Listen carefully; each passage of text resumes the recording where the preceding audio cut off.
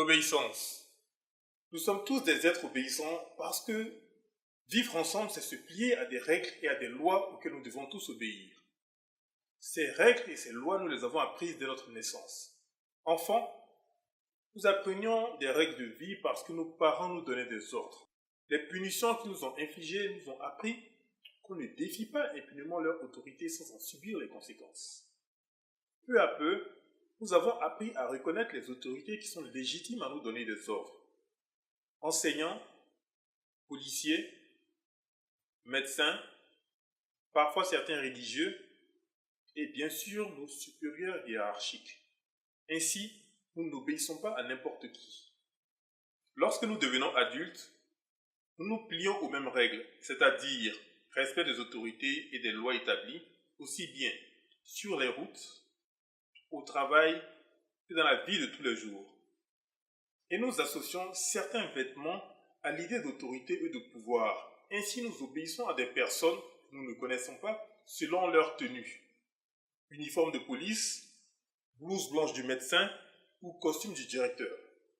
Et la publicité l'a bien compris, puisqu'elle sait que des recommandations qui viennent de personnes qui nous sont semblables ou que nous croyons supérieures nous poussent à acheter. C'est la raison pour laquelle les publicités, la plupart du temps de dentifrice, utilisent des personnes en blouse blanche ou bleue.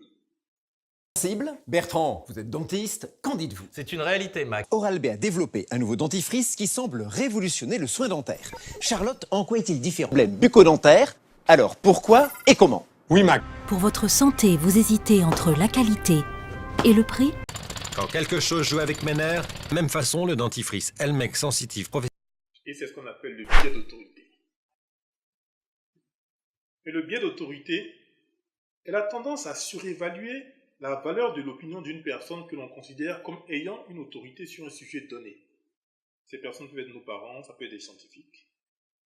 Et ces personnes sont censées être dans leur domaine des référencés à avoir un avis éclairé. Ce biais d'autorité conduit donc à avoir confiance en cette autorité scientifique, à la prendre comme référence, à ne pas la contredire même lorsqu'on a des doutes, et en plus à suivre ses avis, ses recommandations. La prochaine fois que vous irez faire vos courses et que vous y achetez un dentifrice, rappelez-vous ce que je vous ai dit. Et demandez-vous, faut-il suivre la recommandation de cette personne en blouse blanche que vous voyez dans la publicité? Mais gardez une chose en tête, cet homme n'est pas un scientifique, c'est juste un acteur. Faut-il donc suivre ces recommandations? De toute façon, la balle est dans votre camp. Et sur ce, ciao!